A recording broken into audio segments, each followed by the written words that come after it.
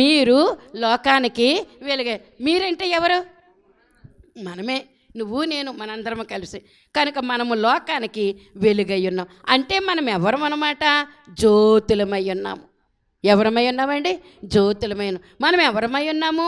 దీపాలమై ఉన్నాము. చెప్పాలండి మీరందరూ కూడా. జ్యోతులమై ఉన్నాము, దీపాలమై ఉన్నాము. మత్తయి సువార్త 25వ అధ్యాయంలో మరి 10 మంది సిస్టర్స్ కనపడతారు. అవునా? ఎవరండి వాళ్ళు? కన్యకలండి. 10 మంది పరిశుద్ధులు. కన్యకలు అంటే కళంకము లేనిది అని అర్థం. కన్యక అంటే అర్థం ఏంటండి? కళంకము లేనిది. కనుక అలాంటి కళంకము లేనటువంటి 10 మంది కన్యకలు. ఈ 10 మంది కన్యకల చేతుల్లో ఏముంది? దివిటీలు ఉన్నాయండి. అవి ఎప్పుడు కూడా ఏం చేయబడాలి? వెలిగించబడాలి. పాపం వెలిగించుకున్నారు, వెళ్ళారు. పెండ్లి కుమారుడు రావడం ఆలస్యమైంది. ఏం చేశారు? 10 మంది కునుకారు. దివిటీలు ఆర్పేసుకుని 10 మంది కునుకారు, పడుకున్నారు. మళ్ళీ లోపల ఒక స్వరం వినబడుతుంది. ఏమని వినబడుతుంది? ఇదిగో పెండ్లి కుమారుడు వచ్చేస్తున్నాడు, రెండహో లేవండహో అని ఒక స్వరము, ఒక చాటింపు లాంటిది. ఎప్పుడైతే విన్నారో 10 మంది లేచారు. 10 మంది లేచి దివిటీలు చక్కబెడుతూ ఉన్నారు. అగ్గిపుల్ల వేసి దివిటీని ఏం చేస్తారనమాట అండి? వెలిగిస్తారనమాట. అయితే 5 దీపాలు వెలుగుతున్నాయి, 5 దీపాలు వెలగట్లేదు. అంచేత నిత్యము వెలుగుతూ ఉండాలంటే ఏం చేయాలట? 10 మంది బయలుదేరారు కదండి. 10 మంది బయలుదేరితే 5 వెలుగుతున్నాయి, మరి 5 వెలగట్లేదు. ఎక్కడ తేడా వచ్చిందంటే చెప్పగలరా? చెప్పాలండి. నూనె 25వ అధ్యాయంలో 4వ వచనంలో ఉంటుంది. బుద్ధి కలిగిన వారు తమ దివిటీలతో పాటు నూనె తీసుకెళ్ళారంటండి. బుద్ధి లేని వారు ఏం చేశారటండి? దివిటీలే పట్టుకెళ్ళారు కానీ నూనె పట్టుకెళ్ళేది. ఇది మనకి తెలుసుకోవాల్సిన గొప్ప సత్యము. నూనె పట్టుకెళ్ళలేదంటే అర్థం ఏంటి? సరిపోలేదని అర్థం. నూనె ఎక్స్ట్రా పట్టుకెళ్ళారట. అందుకే మనల్ని ఏమంటారు తెలుసా? బడాయి వాళ్ళు, వీళ్ళు బైబిల్ మిషన్ వాళ్ళు అంట. వీళ్ళు కనిపెడతారంట, వీళ్ళకి కనిపెడతారంట, సన్నిదంట, ముసుగేసి కూర్చుంటారంట మూలని. ఇలాంటి ఎన్నో రకాలైనటువంటి నిందల అవమానాలు మనకున్నాయి. అయినా దేవుడు మనకు చెప్పాడు కాబట్టి మనం ఏం చేయాలని? ధైర్యంగా సన్నిధి చేసుకోవాల్సిందే. ఇంట్లో ఒక మూలను ఉండవలసిందే. తెల్లవారుజామున 3 గంటలకు లేవలసిందే. లేచి మోకాళ్ళ మీద ఉండవలసిందే. ప్రభు యొక్క స్వరం ఎలాంటిదో మనము వినవలసిందే. ప్రభు యొక్క స్వరూపం ఎలాంటిదో మనము చూడవలసిందే. మనము దేవుడు ఏం చెప్తున్నాడు? నీ స్వరము నాకు వినపడనివ్వమ్మా, నీ స్వరూపం నాకు కనపడనివ్వమ్మా. కనపడకపోతే కనుక నేను తలడిల్లిపోతానమ్మా. నువ్వు కనబడకపోతే దేవుడు ఏమంటున్నాడండి? నువ్వు కనబడకపోతే నాకు కంగారు వచ్చేస్తుందమ్మా. నీకేం కలుగుతుందో, నీకు ఏ అపాయం వస్తుందో నాకు కంగారు, నా సన్నిధికి నువ్వు రా అని చెప్తున్నారండి ఆయన. అంచేత మనం చేయవలసినటువంటి పని ఏంటంటే వేకువజామున ఆయనను వెతకవలసినటువంటి వారమైన. రోజులు 24 గంటలు ఉన్నాయి, కానీ ఏ సమయం శ్రేష్టమైనదంటే కనుక 3 గంటల నుంచి 6 గంటల వరకు ఈ లోపల ఉన్నటువంటి సమయమే సన్నిధికి అనుకూలమైనటువంటి సమయం. అదే వేకువజాము సమయం. ఎన్నో సంవత్సరాల నుంచి మీకు చెప్తూనే ఉన్నాను. ఎంతమంది ఆచరించగలుగుతున్నారో, ఎంతమంది దీన్ని కొట్టి పారేస్తున్నారో నాకైతే తెలియదు. కానీ కొట్టి పారేసినట్టే ఉంటుంది, అనుసరిస్తే అనుసరించినట్లే ఉంటుంది. అది మనకే తెలుసు. అంటే 8ంటికి దిగాల, 10ంటికి దిగాల మంచం? ఒక్కసారి అది మళ్ళీ క్లారిటీ ఇవ్వండి నాకు. ఎప్పుడు దిగాలి? మంచం దిగిన వెంటనే. అదనమాట అండి. ఇంకా లేజీగా ఉండి 10ంటికి 11 గంటలకి మరి లేచి అప్పుడైనా పర్వాలేదు, అప్పుడైనా మోకరించండి, ఏం పర్వాలేదు, అప్పుడైనా పర్లేదు. బద్ధకస్తులు ఉంటారు కొంతమంది, పని లేనోళ్ళు ఉంటారు కొంతమంది. అలాంటి వాళ్ళు ఎప్పుడు కూడా దుప్పట ముసుగు పెట్టుకుని 10ంటికో 11ంటికో ఇవాళ పని ఏముందలే అనుకునేటువంటి వాళ్ళు ఎంతోమంది ఉన్నారు. పని ఉంటేనే లేస్తారంట వాళ్ళు, పని లేకపోతే లేవరంట. అలా దేవుని సన్నిధిలో ఉండాలనే తలంపు మనకు ఉంటే మన జీవితం ఎప్పుడు కూడా. అందుకే 6 గంటలకు ముందు మనం లేవాలంటండి, ముందు దేవుని సన్నిధికి వెళ్ళిపోవాలంటండి ముందు. కనుక 6 గంటలకు ముందు అంటే నా టైం ఏంటంటే 3, ఒకవేళ ఒంట్లో బాగోకపోతే 4 నా టైము. కనుక మరి అలాంటి టైంలో దేవుని యొక్క సన్నిధిలో ఉంటే దేవుని యొక్క దేవదూతలు తిరిగేటటువంటి సమయం అది. ఏ సమయం అండి అది? దేవదూతలు తిరిగేటటువంటి సమయం. ఎవరు మోకాళ్ళ మీద ఉన్నారో, ఎవరు ప్రార్థనలో ఉన్నారో, ఎవరు ధ్యానంలో ఉన్నారో వారి యొక్క అంశాలన్నీ కూడా దేవుని సన్నిధికి పట్టుకెళ్ళేటటువంటి వారు ఆ టైంలోనే వస్తారని మనం జ్ఞాపకం చేసుకోవాల్సినటువంటి వారమై ఉన్నాం. ఇంకోటి దైవజనులు చెప్పారు, రోజులో ఏ గంట అయినా చేసుకోవచ్చు, పర్వాలేదు. ధ్యానం ఏ గంట అయినా చేసుకోవచ్చు, కానీ ఆ గంట తెల్లవారుజాము గంటే శ్రేష్టమన్నారు దేవదాసయ్య గారు. ఏమన్నారండి? మరి ఏ గంట అయినా పర్వాలేదు, పిల్లల్ని క్యారేజీలు పెట్టి పాపం కాన్వెంట్లకు పంపించేసి, స్కూల్కి పంపించేసి, మొగుడిని కూడా చక్కబెట్టేసి, ఆ తర్వాత నువ్వు స్నానం చేసి అన్నీ చక్కబడుకుని నువ్వు ఒక గంట ధ్యానం చేసుకోవచ్చు, తప్పు కాదు. కానీ అయితే ఏమన్నారన్నమాట అండి, తెల్లవారుజాము చేసుకున్నటువంటి గంటకు మాత్రం అది సమానము కాదు. అంచేత శ్రేష్టమైనటువంటి సమయం ఏంటంటే 6 లోపు 3 గంటల మధ్యలో మనము దేవుని యొక్క సన్నిధిలో గడపడం అనేటటువంటిది అది దేవుని యొక్క. అందుకే 4వ జామున నడచి వస్తున్నావా, ఈ జీవిత ఈత లేకున్నాను, నా చేయి పట్టుకో నా యేసునాథా. మొదటి జామాయేను మీరింకరారయ్యే, రెండవ జామాయే జాడలేదాయే, మూడవ జామాయే మీరింకరారయ్యే, మూడవ మీరింకరారయ్యే, 4వ జామున నడచి వస్తున్నారా, 4వ జామున నడచి వస్తున్నారా, ఈ జీవిత ఈద లేకున్నాను, నా చేయి పట్టుకో నా యేసునాథా. 4వ జామున రాత్రికి ఎన్ని జాములు ఉన్నాయి? 4 జాములు ఉన్నాయి కదండి. మొదటి జాము సాయంకాలం 6 to 9, రెండవ జాము మళ్ళీ 9 గంటల నుంచి 12 గంటల వరకు, మూడవ జాము మళ్ళీ 3 నుంచి 12 నుంచి 3 వరకు, అది 3, మళ్ళీ 3 నుంచి 6 వరకు 4. అదనమాట అండి. ఆ టైము దేవుడు కోరుకున్నాడు అనమాట అండి.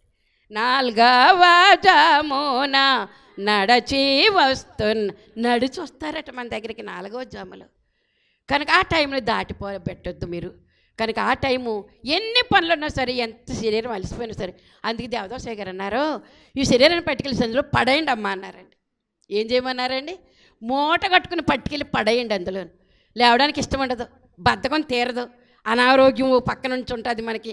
అయినప్పటికీ కూడా ఏం చేయాలంటే ఆ టైంకి ఈ శరీరాన్ని అంటే మూట కట్టి చాకల మూటలాగా పట్టుకెళ్ళి అందులో పడేయాలటండి. అది నేర్చుకున్నామా మనము? అది నేర్చుకునేటటువంటి అంతస్తులోనికి మనము రావాల్సినటువంటి వారమై ఉన్నామని దేవుడు ఈ రోజున మనకు తెలియజేస్తూ ఉన్నారు. మరి సామెతల గ్రంథం 20:27 ఈ దీపములు ఏంటి? ఇందాక దివిటీలు అన్నారండి. దివిటీలు అంటే ఏంటి? దీపాలంటే ఏంటి? వెలుగంటే ఏంటి? అన్నీ ఒకటే, అవునా కదండి? అన్నీ ఒకటే, అన్నిటిలోంచి కూడా వెలుగు వస్తుంది. అయితే తేడాలు ఉంటాయి అన్నమాట అండి. ఈ చిన్నదానికి చెప్పమ్మా. ఏటమ్మా? నరుని ఆత్మ యెహోవా పెట్టిన దీపము అని మనం చూస్తూ ఉన్నాం. మత్తయి సువార్త 5:14 చూడండి ఒకసారి. మత్తయి సువార్త 5:14 మీరు లోకమునకు వెలుగై ఉన్నారు, ఆ కొండ మీద నుండి పట్టణము మరుగయ్యుండనేరదు. చూసారా? మరి టీవీల్లో దేవుని యొక్క ఛానల్స్, వాక్య ఛానల్స్ వస్తున్నాయండి, చాలా వస్తున్నాయండి. ఒక్కొక్కరిది ఒక్కొక్క అనుభవం, ఒక్కొక్కరి అనుభవం చూస్తుంటే కనుక మనం నేర్చుకోవాల్సినటువంటి విషయాలు కూడా చాలా ఉన్నాయండి. ఎవరిని కూడా మనం ధిక్కరించవలసినటువంటి పని కాదు, వెక్కిరించవలసినటువంటి పని కాదు. ఎవరి అనుభవం వారిది. కనుక వారి అనుభవాలు చెప్తూ ఉంటే కనుక మరి ఎంతగా మరి మనము ప్రోత్సాహపరుచుకోవలసినటువంటి వారమై ఉన్నాము. కనుక చూడండి, ఏం పర్వాలేదు. కానీ అయితే కనుక వాళ్ళ యొక్క థీమ్స్ కానీ మనకు అక్కర్లేదు, వారి యొక్క అనుభవాలే మనం చూడాలి.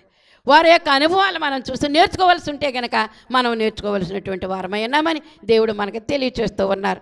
కనుక మరి ఒక్కొక్కరి అనుభవం ఒక్కొక్కలాగా ఉంటుంది. కనుక ఇక్కడ మనం చూసినట్లయితే కనుక మరి దేవుని యొక్క మహాకృపను బట్టి ఈ 5 దివిటీలు, ఆ 5 దివిటీలు 10 మందిలో దివిటీలు ఏం పట్టుకెళ్ళలేదు, అది క్లారిటీ ఇవ్వలేదు నేను ఇందాక. ఏంటమ్మా? వారితో పాటు ఏం పట్టుకెళ్ళలేదంట? సిద్ధెలలో నూనె. ఇది చాలాసార్లు చెప్పాను సంఘస్థులకి. ఏంటంటే నూనె పట్టుకెళ్ళాలా? పోసుకున్నారు కదా. దివిటి అంటే అంత పెద్ద గుడ్డ కట్టేసి ఒక కర్రకి ఉంటుంది. దాన్ని ఏం చేస్తారంటే అగ్గిపల్లు వేసి సమయానికి వెలిగిస్తారు. సీతారామరావు ఉద్యోగం చేసినప్పుడు 3 ఏళ్ల పిల్ల ఉండేది. దీపావళికి ఏం చేశారంట వాళ్ళ నాన్న ఆ 3 ఏళ్ల పిల్లకిని ఓ చిన్న పుల్ల మొక్కకి గుడ్డ కట్టేసి దాని మీద ఏదో చమురు పోసి వెలిగించి ఇచ్చేసాడు. ఇళ్ళన్నీ తిరిగేసేసింది ఆ పిల్ల.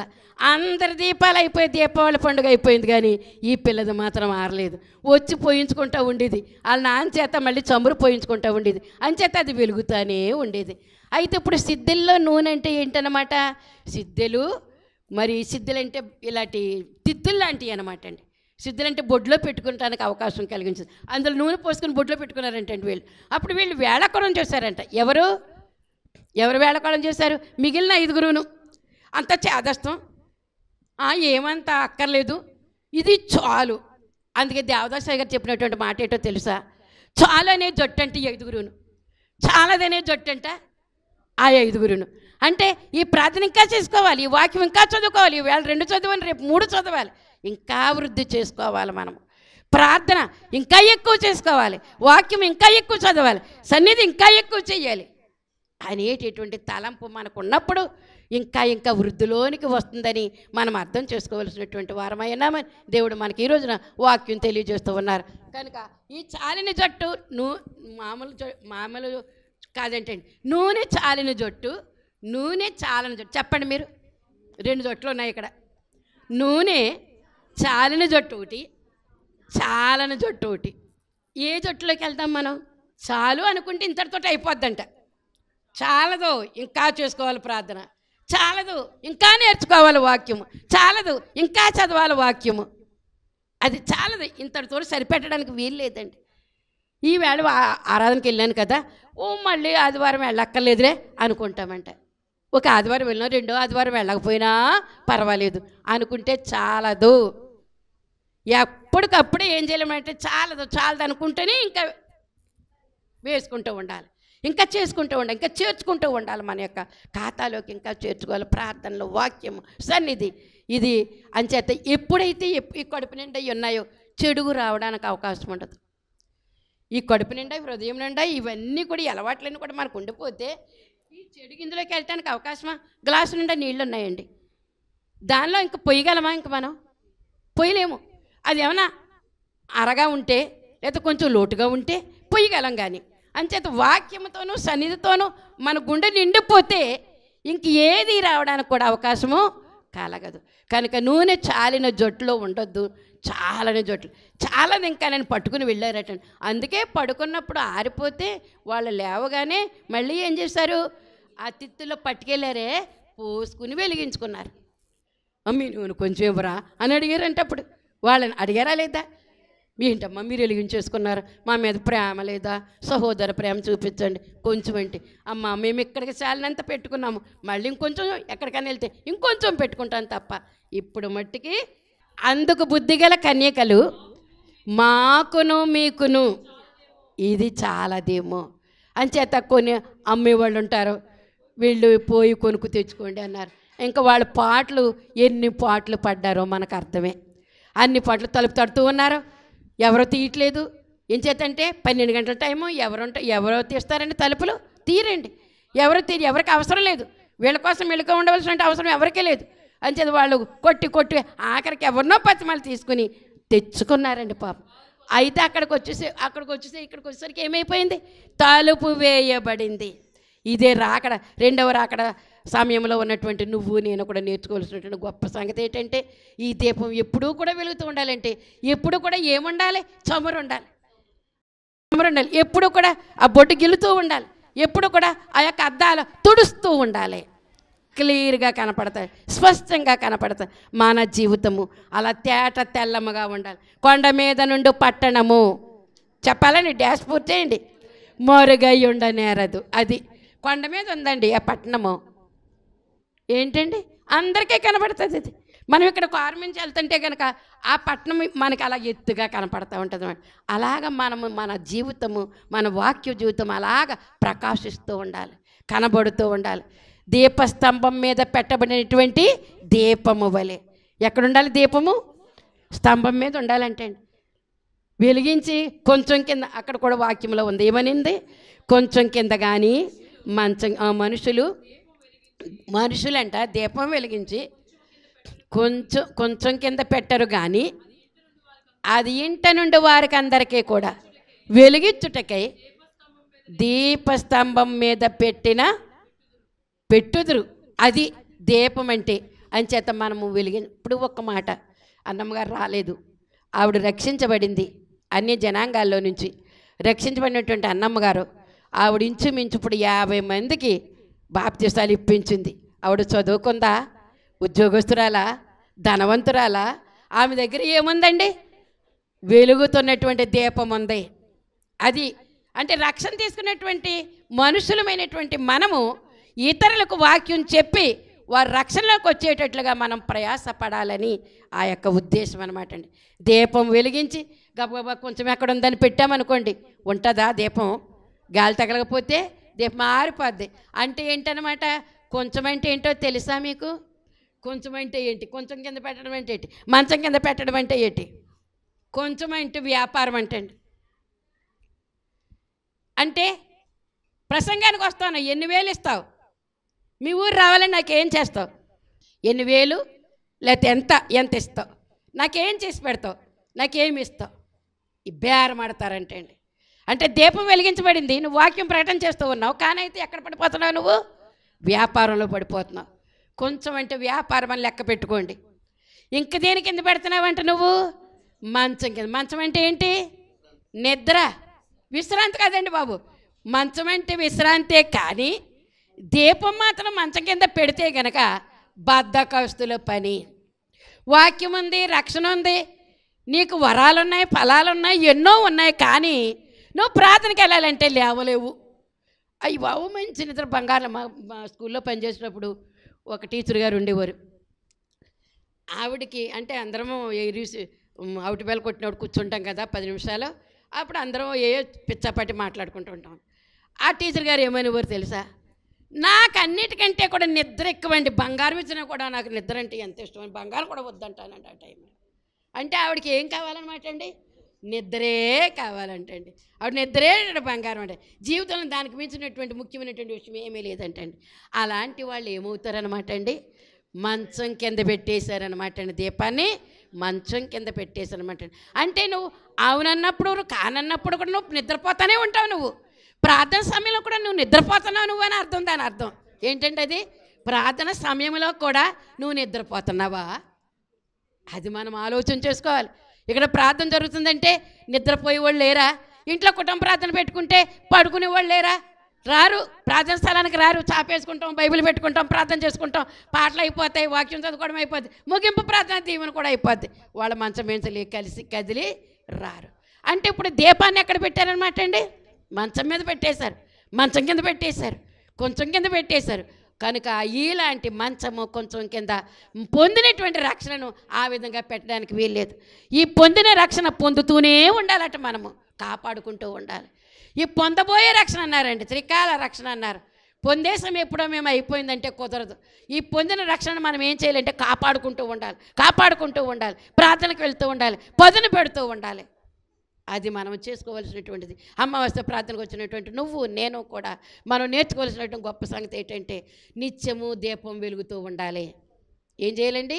నిత్యము దీపము వెలుగుతూ ఉండాలంటే అండి దానికి కావలసిన చమురు పోసుకోవాలి, అక్కర్లేదా? ఆ చమురే దేవుని యొక్క వాక్యము.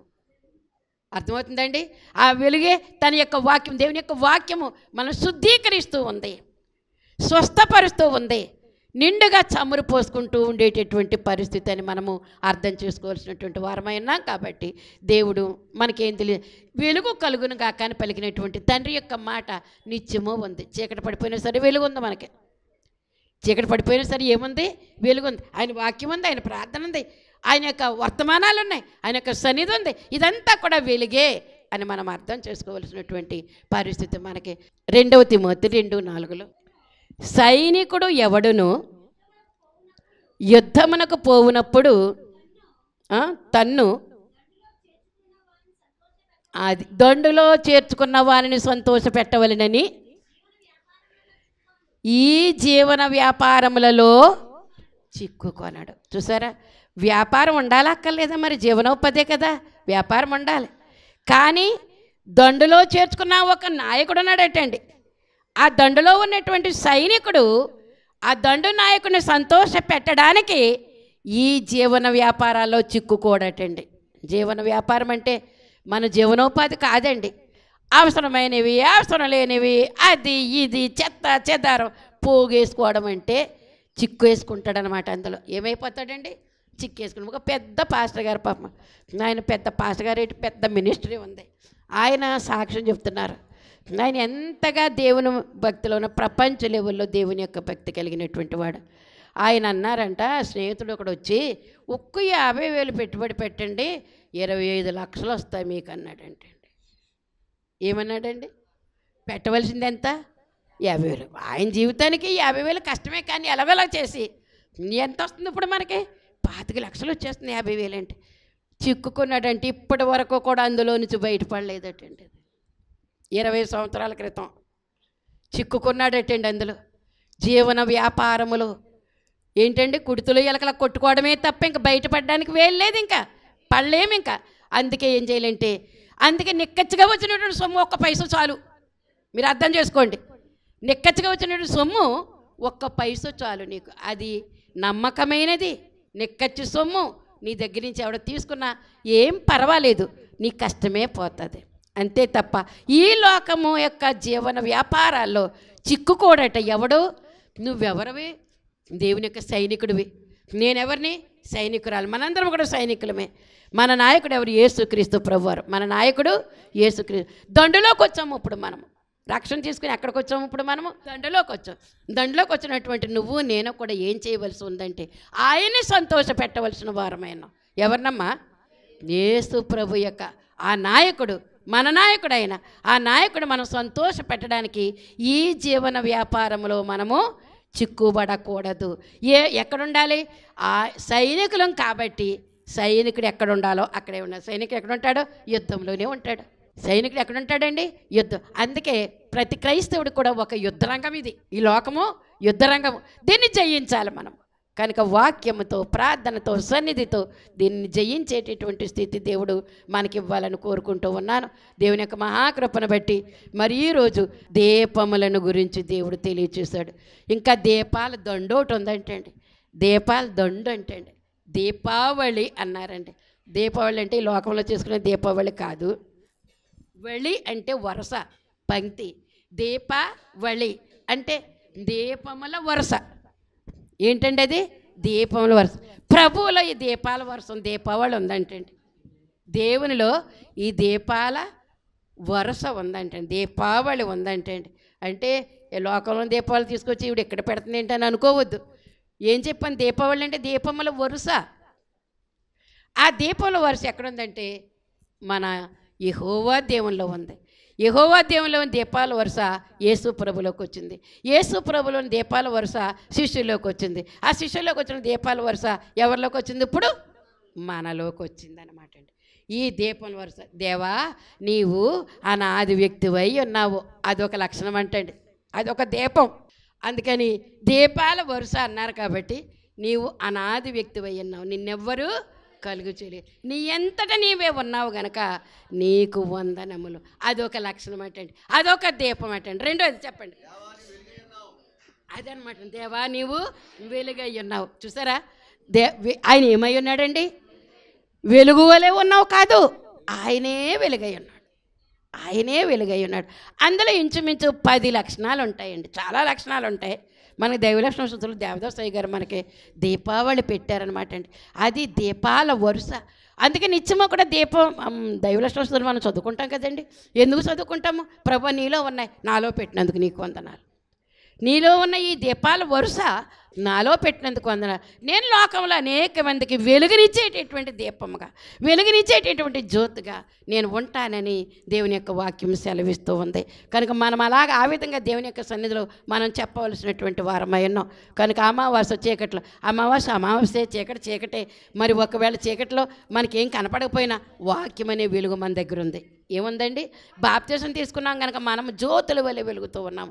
ఈ జ్యోతి నుంచి వచ్చినటువంటి వెలుగును మనము కలిగి ఉండి అనేక మందికి కలిగించేటటువంటి వారముగా మనం ఉన్నామని దేవుని యొక్క ఉద్దేశమే అన్నది కనుక ఈ రోజున మనకి ఇది ఇంచుమించు ఈ దీపం వెలగాలంటే ఏంటో తెలుసా అండి? ప్రేమ అనేటటువంటి నూనె పొయ్యాలంటే అండి. ఏం పొయ్యాలండి? ప్రేమ అనేటువంటి నూనె పొయ్యాలంటే ఇందులోకి. అప్పుడే ఆనంద దీపంగా వెలుగుతుందటండి. కనుక ఆ ప్రేమ అనేది ఎలాగుందండి? అనేకుల ప్రేమ చల్లారిపోయిందండి. అస్సలు ప్రేమలే లేవు. ఎక్కడ చూసినా ప్రేమ అనేటటువంటిది కనబడట్లేదండి. అయితే దేవుడు ఏమన్నాడు? ఆయన ప్రేమ అయి ఉన్నాడు, వెలుగై ఉన్నాడు. ఎన్నున్నాయో ఆయన లక్షణాలు. ఏమండి? శక్తి అయి ఉన్నాడు, జ్ఞానమై ఉన్నాడు, సర్వశక్తి అయి ఉన్నాడు, న్యాయమై ఉన్నాడు. ఇన్ని లక్షణాలు ఆయనలో ఉన్నాయంటే ఇన్ని లక్షణాలు కూడా మనలో ఉన్నాయని, ఈ లక్షణాలన్నీ కూడా లోకంలో ఉన్నటువంటి ప్రజలందరికీ కూడా చెప్పి వాళ్ళని మనం వెలిగించాలని, ఈ లక్షణాలన్నీ కూడా వాళ్ళలో పెట్టాలని ఉద్దేశమైనది కనుక ఈ మాటలు ప్రభు మన యొక్క హృదయములో భద్రపరచును గాక. ఆమేన్. ప్రభు నీకు వందనములు, స్తుతులు, కృతజ్ఞతలు తండ్రి.